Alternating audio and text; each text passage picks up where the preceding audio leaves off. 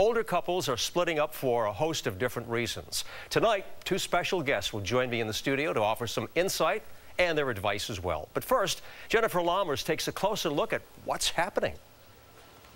Don and Ruth have been together for 48 years. Ask them what their secret is. We love each other, we like each other, we are committed to each other. Yeah. We have great kids. Sounds good. And he says that. Oh, just being kind to each other and laughing. It's hard to imagine, but honest to God, laughing. Right? Yes. What do you think? And agreeing with what she says.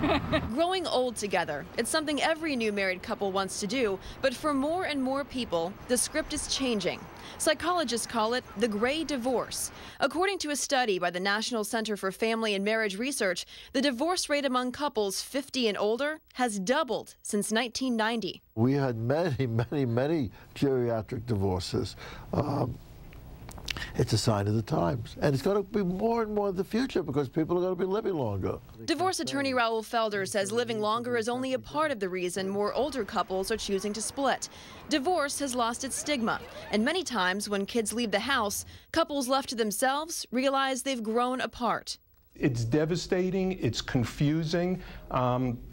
And there are a lot of issues. Those issues can get complicated with older divorcing couples because there's a lot more at stake. There are no do-overs in divorce. Okay, alimony, child support can be modified. But other than that, if you agree that your husband can keep the pension plan and the 401ks, you can't come back 3 years later and say, you know what, I made a lousy deal. I don't know what I was thinking at the time. And columnist D.A. Wolf says one of the biggest challenges specifically for women?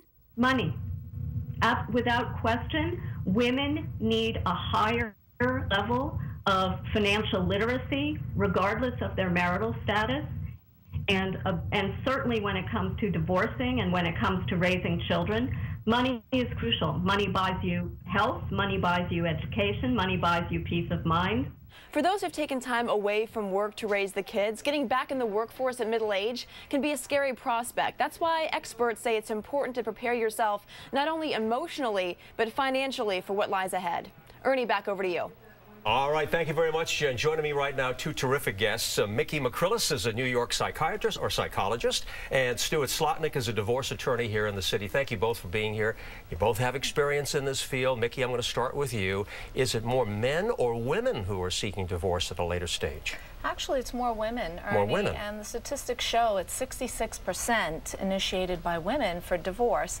And there's a lot of factors that come into that. What are the reasons? Why are they seeking this divorce? Well, women are seeking divorce more for a few reasons. There's more out there as far as work opportunity for them, education. They feel they've completed their course of raising a family in their initial marriage, the initial contractual role of the marriage, and just wanting more. That, you know, could be also a lot of triggers that may create seeking more independence in a way. It's probably true, Stuart, yeah, for men as well. I mean, from your experience, from what you see every day. That's true. I mean, when people in their 50s, what they call the gray divorces, are ready to get divorced, it's because they're dissatisfied in the marriage and they feel like they can get out there. They feel like the internet is an opportunity for them to meet other people. And before, when people felt trapped, now they feel like they have a social avenue to go out and find a new boyfriend or a new girlfriend. And the settlement comes down, as we just heard, to a lot of money, right? That's a big issue, I'm sure, when you're counseling your people. Yes, it is. It has a lot to do with finances and stability later in life, which a lot of older couples struggle to find when there's a divorce, whether it's amicable or not, because they don't have the age nor the ability to go out and work and earn what they took a whole lifetime to earn. Are they looking for ways to resolve the problems? Are some of these marriages, you know, able to settle down and resolve their issues? Or are they sort of a done deal, especially by the time they come to you, Stuart? Well, by the time they come to us and they say, I want a divorce, we don't try and talk them out of it because that's their directive. But many times they come and they say, I want a divorce, and that prompts the conversation. And sometimes once this conversation happens, they go into therapy and we don't hear from them because they've resolved it. And that's a good thing.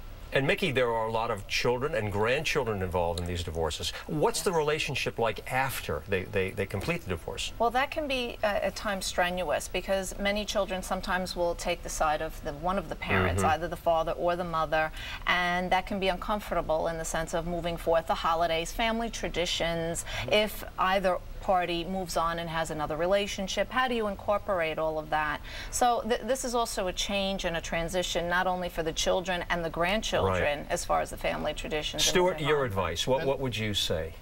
Well, you know, it's interesting because many people don't get divorced because of the children, and then when they get divorced later in life and the children are grown up, the children play a role because many times they try and pressure their parents. Obviously, with regards to advice is before you get divorced, put in the hard work before you throw in the towel. All right. Miki, thank you so much. We appreciate you being here. Stuart, same thing, okay? Come back again and join us. Thank you. All right, are you ready for this next story tonight? We know how morning commutes go here in New York. Eyes down, phone in hand, headphones on, and just keep moving. But maybe you should spend some more time looking up. If you do, you might just realize your station doubles as a sort of museum. The incredible artwork of the New York subway system is coming up next.